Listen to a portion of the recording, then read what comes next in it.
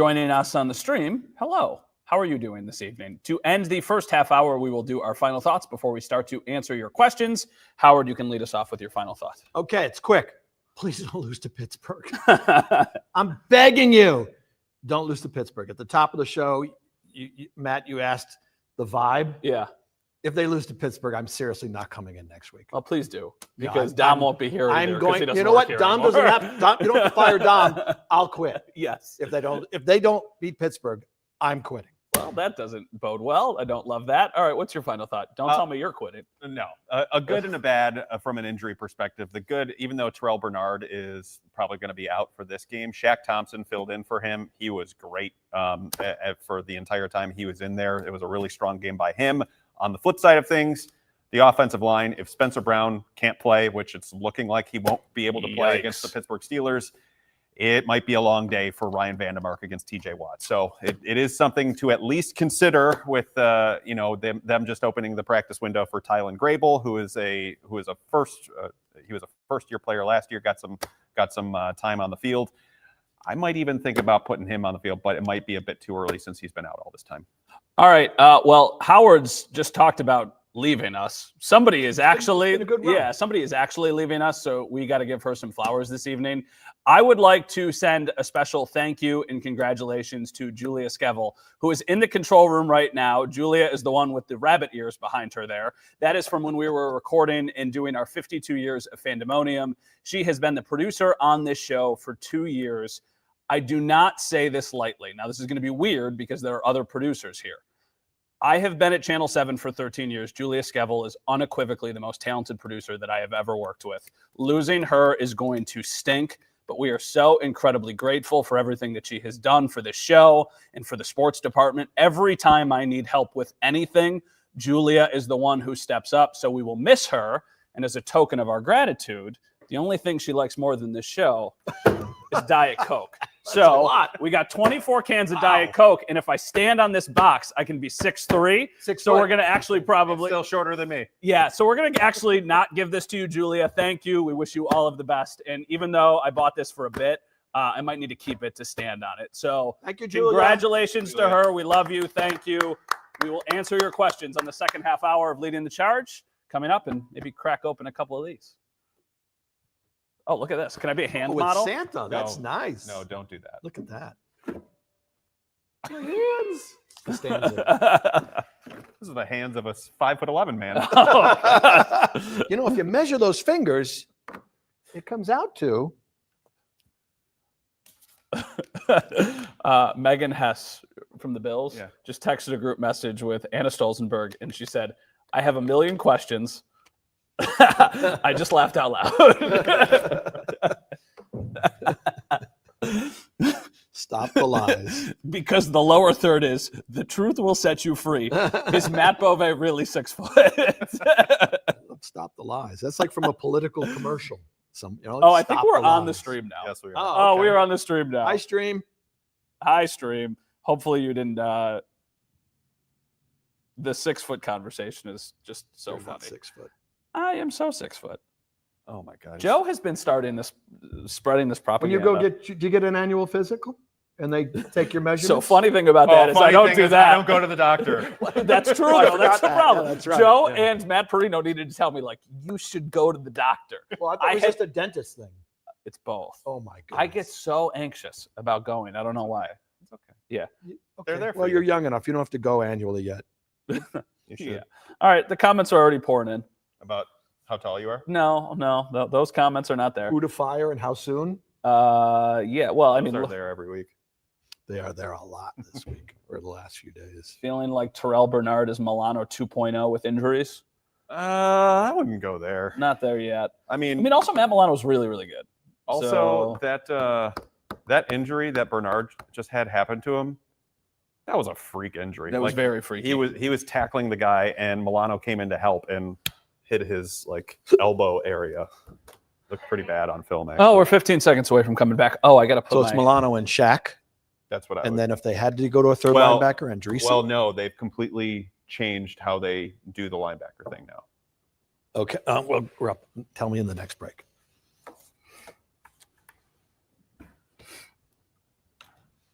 Out time 7:40. Okie dokie.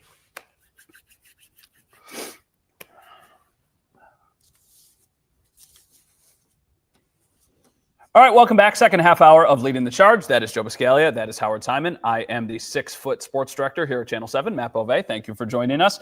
One of the most recent comments here is an incredible one from Christopher Lewis. He says, "Where is Dick Duran when we need him?" Hell yeah. I love a Dick Duran reference randomly. No, you know who they go 7 and 9 then. You know who would fix this offense? Chan Gailey would fix this offense. Chan Gailey was a treat. We have so many questions Such a nice human. already coming in. I think that this is a good one to start. This is from Dale. All right. Should Josh Allen take more heat for the performance of the offense? He seems to pass on open wide receivers or hold on to the ball too long. Dale, thank you for setting us up for success, because I feel like we could talk about this for 25 minutes, but instead we'll talk about it for 5. Well, he has to take some of the blame, but it's really hard. Some of the blame. It's really hard when the pocket collapses as fast as it did. Like, Yeah. he's getting flushed before. I mean, he had time. There were sacks where he had time for one quick look. And if you wanted a second or third read, it just wasn't going to happen because he's getting flushed out of the pocket. Yeah. Now, I also thought you would know this better because Joe looks at the all 22. I'm looking what I see at the screen.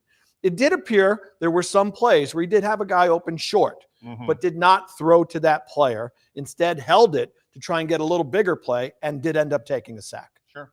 I mean, So he does get some of the blame, of course. look, there is no boogeyman for this offense and the way that it's performing. It is an all around just multi-pronged problem every way you look at it.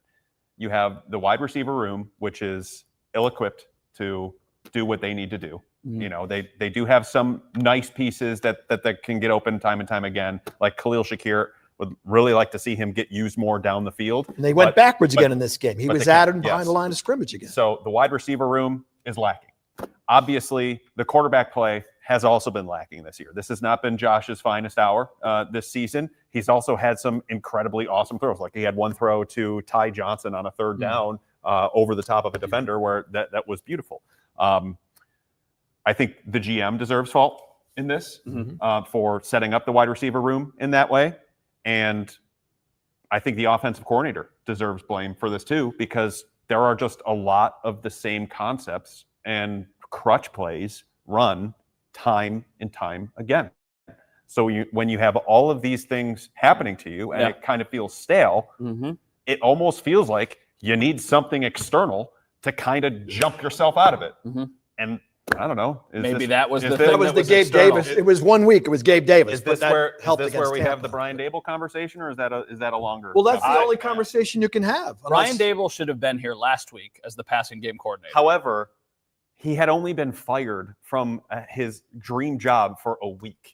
Give the man some time. Buddy wanted to be back in West Seneca hanging out with his buddies. He can still go there. Sure, but you know what's better? Being back home while you also got a gig and you're getting a paycheck is better. Well, he's actually getting a ton of money. He's doing just fine. He's well compensated. He's doing just fine. They should have done it. And I still have no faith in the passing game, in the lack of creativity that we constantly see, and also the inability for players that get open. Now, part of that is the players. I'm not denying that. And that's where Brandon Beane should take the heat. But it also feels like there should be times where guys could get schemed open more than they actually are. Yep, that's why it's a multi-pronged problem. Like, there's no, like I said at the top, there's no boogeyman here. Everyone is doing something to fail the operation at this point for the passing offense to become what it needs to be. Yeah. So that's why when we talk about a guy like Brian Dable, now that he's had some time to catch his breath, it's been a couple of weeks since he got fired. Maybe the Bills wait a little bit longer. They want to see how this Pittsburgh game goes, but if it's me and this passing offense and now the running offense continues to kind of sputter a bit and feel stale and predictable, then that would be the time where, you know, we've seen with Sean McDermott in the past, like the Ken Dorsey year, like he gave Dorsey chance after chance. And then at some point Sean McDermott has his faults, but the one thing he is really good at, he has a great feel for what that building, what's going on inside that building. And he has for a long time. So because of that, I think if he's feeling like this is stale and they don't have another pivot move in their back pocket, I wouldn't rule out them reconvening at some point this Yeah, season. I think that it's a conversation that they should have. It's probably a conversation that they will have. And it leads us to a question that Rob just asked. So, Rob, if you were watching on the stream, we will answer your question about Joe Brady in the commercial break. If you're watching on TV, don't go anywhere. We'll be right back.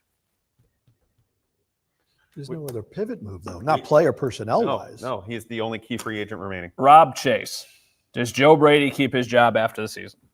At this rate. At this rate, no. But there is so many things that could happen. I think he would. I think they would keep him,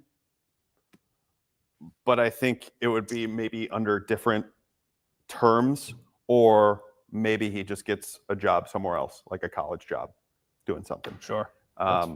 But I also don't want to give him the full blame because he's working with what he has to work with. Yeah. And if he has to constantly scheme guys to get open because they don't have the personnel, then there's only so much you can do as an offensive coordinator. But that said, he can still be a lot more creative and be a little bit more unpredictable than what he has shown so far this season. So it's not as though he is not at fault. It's just there's so much more to it than just, hey, this is Joe Brady's fault. Hey, this is Josh Allen's fault. Hey, this is Brandon Beane's fault. Hey, this is the wide receiver's fault. All of them deserve blame. You think – I'm sorry, if you have another question, go ahead. No, go ahead. The other night, I love James Cook, obviously. Anytime he touches the ball, I'm thrilled. Sure. But he runs that 20-yard run, gets to the 30-whatever yard line. They run 4 straight Cook runs after that. That was a fourth breaking and point. one. That was bad. That was really bad. That was bad. And I'm sitting there watching it. Is he doing that because he can't trust the passing game because the offensive line can't stop anybody? I got to keep running James Cook. Because why would you run him 5 straight times? Yeah, and I just don't understand. And 4th and 1's a delayed handoff where he's 5 yards back. That was a rough call. Yeah, that was bad. And it was too predictable, and it was bad. And it was just like, I understand saving Josh Allen for the playoffs, but you got to get to the playoffs. And it feels like you have this unicorn of a quarterback who thrives in those situations, and to not be using him in those crucial situations doesn't make any sense to me. Like the 4th down stuff, and then like at the end of the game, like the 3rd and 1, like I guess it's a phenomenal play. I don't guess. It was a phenomenal play from Will Anderson. I'm glad you brought that up because that was a great play call for it. It set him up. It was perfect against that defense. You know who's at fault for that play? Josh. Ryan Vandermark. Because Will Anderson shoves him off of him. And when there is a situation where you're throwing a dump off pass, the offensive lineman has to have control of the defender and rope him back down. But because Will Anderson shoved him off of him, he had free reign to just do a complete vertical jump. And that's a great observation. I wouldn't have known that. That is such a huge point of offensive line play. Like if you are engaged with your guy and you have a throw over the middle, you should keep your hands on him so that way they can't jump and get up and get it. Yeah, that's a really great point, obviously. Because that was a first down. No doubt about it. Might have been a touchdown when you look at it on film. Legitimately, it might have been a touchdown. Yeah, for Shakir on that play. Yeah. Is it at all on Josh? No.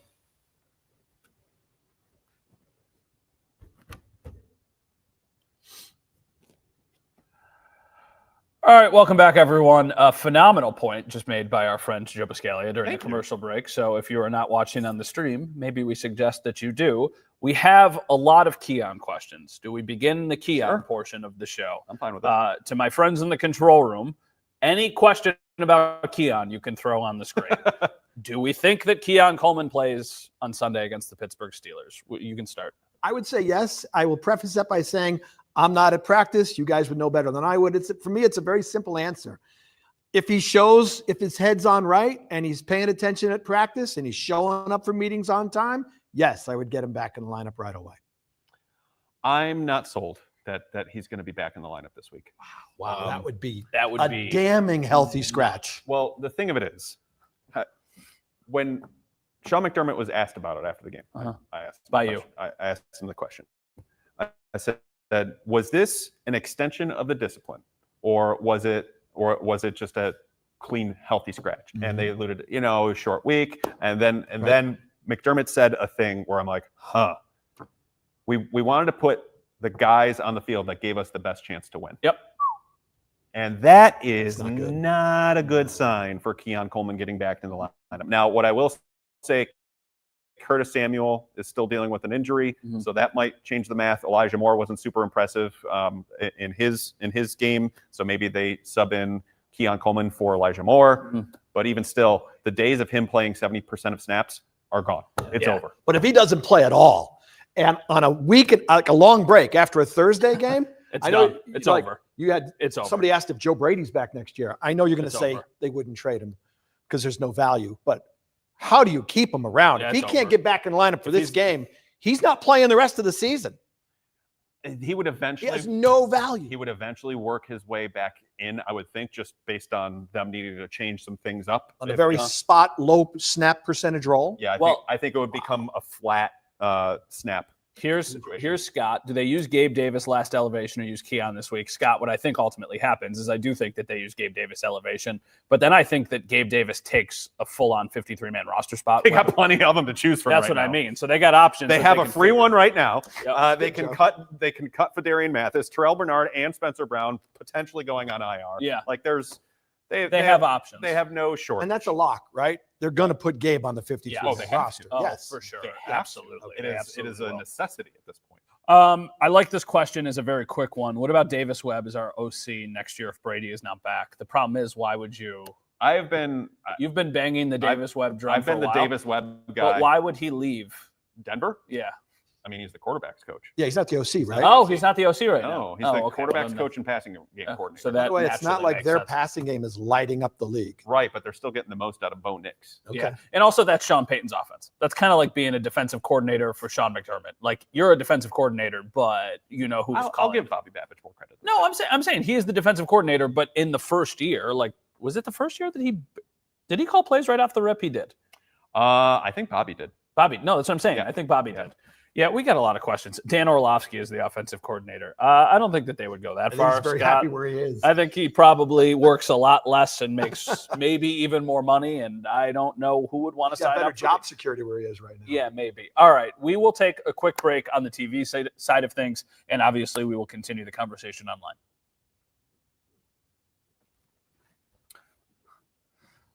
Let's see here. Joe asks, Matt, how do you feel about crossing paths with Aaron Rodgers next weekend? Oh, this could be the last time. Yeah, it probably will be. Yeah. Yeah, that's going to Are be you interesting. going to look for him? No, Why don't you go bump him? I won't seek him out. I really have no need to go He might talk to flip you him. with a bird. He did that the other day in Chicago when he was walking around the field, like, apparently. What are we doing? What are we doing? Like this guy. Who are you, Josh Allen? Aaron Rodgers. What are we doing? That's what he was saying on the sideline, right? What are we doing? Amazon or Yeah. Prime, whatever. And they he, call it, yeah. you know, he did a good job of playing it off like it was no big deal. But I was curious how he was going to answer that. Yeah. Unless he was given a heads up, hey, just so you know, they caught you. they saying, caught you on "What are we TV, so doing?" someone might ask you about it. Uh-huh. Because that's a tough one to answer if you don't Uh-huh. know what's coming. Mike, should we have been chipping Will Anderson? What are we doing? And then there was another question of Jim. Why do they never have running backs chip the pass rushers? They ignore Did they the chip running backs Anderson in at the all passing when you were game. watching? It was very rare. Okay. Why? Like I feel Trying like to that's get- something you should do. Because the Texans don't normally rush more than 4, so I'm assuming They didn't want to. rather than only having 4 receivers who Okay. can't get open out against 7. But the problem is they're rushing 4 and getting sacks. So then what's the answer? If you don't have if 4 guys can't get open, I know, Yeah. but you got to try and chip But- and run into the flat. You got to do something what- to just I'm- try and slow Anderson. Yeah, but just then- Anderson, then what do you get? not Hunter. I'm just saying But Anderson. then you have no mismatch. Which they didn't anyway. I mean, he just has to take a shot and then peel off, couldn't he? I agree, but it would also make your life a lot easier if you had the personnel to get open further down the field. But you don't. But they- So but you they have don't, to so there's no- adjust in game. I'm saying there's no good answer. That doesn't make me feel any better, Joe. Thoughts on getting Brandon Cooks from Chris fine. Ziegler? Whatever. That's Sure. that Is Brandon Buffalo's left Cooks the, better than- depot. I don't know. I feel like his name Elijah comes Moore? up all the time, and he's gone to how many No, different teams I think in the last I think few he's years? probably, Fine. throw him on the practice squad. And as soon as they bring Gabe up to the 53, they're going to have a veteran spot available. So that's not a long-term solution. Uh-huh. You need a long-term. You need a stud receiver. Brandon Cooks That is ain't coming not through the door answer. this year. Yeah, well, that's not happening from now until No. the end of the season, but that'll be the entire conversation of the offseason. But don't worry, it's overblown, and it's a stupid conversation to have, by the Yeah. way. No comment. Ayuk next year from Scott. This injury thing and the fact that the 49ers avoided his deal because he didn't show up to stuff. That's not that makes me think the Bills are going to do this whole thing to it. Yeah, they have. I could be wrong, but they already have a problem with wide receivers not showing up on time. Was I wrong? That's well played. Am I wrong? I have 11, Beauvais coming in hot. Stop the lies. The truth will set you free. All right, welcome back, everybody. Leonard said, can the Bills go to the playoffs? Yeah, Leonard, we did talk about that a little bit earlier in the show. Just obviously, I know that's the question that everybody probably wants to know, and I think it's a good question. Like, hey, Yes, Are they unless still they lose to playoff team? Pittsburgh. if they mathematically, there is a paper, I believe, that goes by the New York Times. I think that they own something called The Athletic, something like that. Yeah. And I We have a playoff machine. I have a friend who works there. They have a Okay. playoff machine. Yeah. In the playoff is he taller machine, than you? He's 6 foot, so he is. he's a little taller than that. There's the 24% swing in this game, I believe, were the numbers. If they win, their chance at making the playoffs goes up to 92%. Mhm. If they lose, it goes down to somewhere in the mid 60s. So it is still more likely that they are a playoff team, even with a loss here. My unbelievably basic and simple outlook on this, and it's probably not perfect, but I do think that there's some validity to it. If they win 3 of their last 6 games, I think they are in the playoffs because of some of the teams that they have beaten now. A lot of that would depend on Pittsburgh, obviously, and Houston as well. All of the other teams that they will be competing with have gauntlets of schedules, and they all play each other. Yeah. So there's something to be said. I think if you go 3-3 down the stretch, you get to 10-7, I think you're getting in. Yeah, you got a nice little Jets game waiting for you. You got a Jets game, and I don't think the Browns game, The Browns defense is based off of what Miles Garrett will single-handedly good. Get have 50 5 sacks. sacks in that game. Yeah, but they're going to force Shador into 5 interceptions in that game. So Yeah. there are two games that I feel like right now you feel good about them winning, and then there's 4 other games left. You got to take at least one of those. I think that that's unbelievably attainable. I also think that they are a dominant, like we talked about Dom before he started making fun of my height, the record on the road, and that they're 11-12 since 2023. Do you know what their home record during that span is? Very good. 1 loss? 24-3, and that's in since, 3 oh, seasons. yeah, going back. Yeah, And right. one of those losses got an offensive coordinator fired. And one of them Denver was this game? year. Yeah. So clearly, I think that they are a playoff team. All right. Anything else on the playoffs? We've got one more segment after this. We've got a couple other questions we can answer during No, the I, break. I think they'll be in it. That's We're all writing off the division entirely, right? Or are we still going to try and convince ourselves? Joe it's- isn't ready to do it I'm, yet. I'm leaving the light on only because wow. I think, a lot would need to go their way. Like the Bengals nearly bailed them out of that one. I think the Giants are a lot more competitive than people Yeah. think they are. No, they should have beaten the Lions And the other day. Still, Yesterday, the Bills have a game in hand on the Patriots, so it will bring it back because right now the Patriots are obviously up 2.5 games.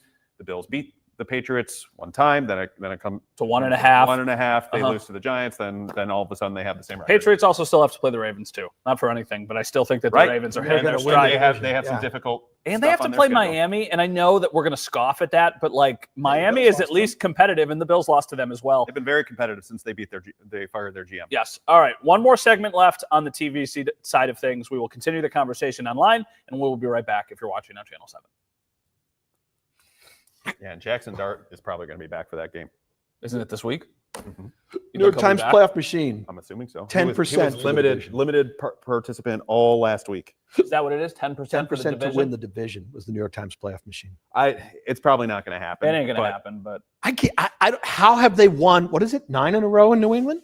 And they're not a great team. Right. Ooh, Even great teams will have a bad day. New England, they've won 9 straight. I know. It's crazy. How do they not- Everybody loses a game I know. somewhere. And but that's been the thing. They have been playing with fire for weeks. They almost lost to Atlanta. They almost lost to Cincinnati. Yeah. They almost lost to all of these teams that they probably should be, I think New England is very, very good. Like, I think that they have a real chance. I don't know if I want to say I don't think they're Super Bowl going to the good. Super Bowl, but like, I think they're a very good team. But I don't know. They're not perfect. Yeah, I think they are exactly what a Mike Vrabel team has been almost the entire time he's been a head coach. Yep. Like punching above their weight Yeah. the entire year. Uh-huh. But I never felt any of his Titans teams were like a legit. Well, they could had win that the team that was Super the 1 Bowl. seed, Right. and then they They lost in lost. the divisional round. Right. Yeah, they had that team that was the 1 seed. However, there is a stark difference here. Drake May over Ryan Tannehill. Yeah, that's right. He's Every day of he's the week. better. For sure. Yeah. Definitely. Yep. Yeah. Those teams also did have Derrick Henry in his prime. I'm still taking Drake May every single time over an elite running back. But that being said, like, I want to see them do it feels a little, it's not the perfect comparison.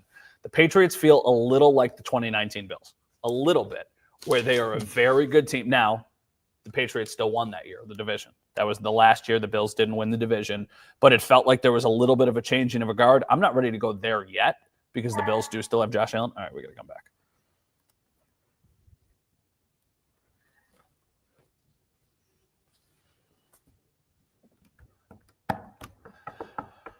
All righty. Welcome back, everybody. Final segment of the show. This is a fun one to end on. Pickens, a free agent, and rumors of Justin Jefferson. Any thoughts? Okay, George Pickens ain't going anywhere. They're going to franchise tag him. Justin Jefferson is really, really not going anywhere. Yeah, there's no chance. Don't be stunned if the quarterback that might play this week, Max Brosmer, Yeah, right. there was a lot of buzz about him in the preseason. Don't be stunned if the Vikings find some new life with him because J.J. McCarthy has really struggled. And he's in concussion protocol. So Okay, odds are interesting. he doesn't play. What are you thinking ahead of the Steelers game? There's a lot of people who are already asking about the Steelers game, and I know it's early in the week, but just general thoughts on this game, this matchup, this team. This needs to be a get-right game for the offense because the Pittsburgh defense, the back seven, it can be exploited. Yeah. And they're going to need that to happen for them, not only to help fix what happened last week and really what has gone on for most of the season, but this is definitely one of those watershed games where if the passing offense can't get out of their own way again, then you start to think about, okay, what now? What now in this building, on this staff? And that's why I think the Brian Daboll conversation could be so prevalent if they do not look good against the Steelers. I think this could come back to haunt me, but I think it will come down to one thing. I really don't think, please don't burn the tape if this is wrong. I really don't think Aaron Rodgers and Steelers offense will win this game for Pittsburgh. I think if the Pittsburgh pass rush / defensive line, whatever, does what Houston did to the Bills, that's not good. I think the Bills should win the game. I'm not worried about the back seven. I'm worried about the rush up front. Yeah, as you Because should be. I think they could absolutely destroy the Bills' offense. And if they do that, then you're screwed. But I don't think Aaron Rodgers and the Steelers' offense is that good. So I No. think the How Bills much should you want to be able bet beat that them. Ryan Vandermark is going to have a lot of help this week? He has to. He will. You can't He leave will. him out there by I himself. think James Cook can have some success in this. Pittsburgh's weird because it's a very Jekyll and Hyde thing where there's games where they get run all over, and then there's games where the run defense, like they shut down Jonathan Taylor. I think the Bills in general could have a really nice day offensively if the weather, Cooperates. cooperates. Sure. But yes, this is a potential get-right spot for them, just like Tampa Bay was a couple weeks ago. I think that I'm right. I'm not 100% positive, so I have to put that caveat in. I don't think Jalen Ramsey has ever beaten Josh Allen. And that was after Jalen Ramsey called Josh trash before he ever played it down. And I specifically remember Josh What getting about the playoffs? They did not play in the playoffs. That was against Tyrod. They did. It was Tyrod. That's true. That was London against game? Tyrod. Wasn't there a London game? I a think few he was years gone ago? by then. Was I he think he gone? was with the Rams. Okay. Yeah, I that sounds think right. his record against the Bills is like 0-7 or something. We'll see if that continues. That's Joe B. Wait a minute. That Where is was Howard. Jalen Ramsey last year? Miami. Oh, okay, you're right. All right. Bye, everybody. Good night. Wow. I think I'm right. You always think you're right. No. Jalen Ramsey record versus Josh Jalen Ramsey Allen. taller or shorter than you? He's much taller. Jalen Ramsey is 0-7 in his career against Josh Wow. Allen. How about that? He has beaten the Since you called Bills. him trash. He has beaten the Bills, but that was before Josh got there. Yeah. He has never beaten Josh Allen.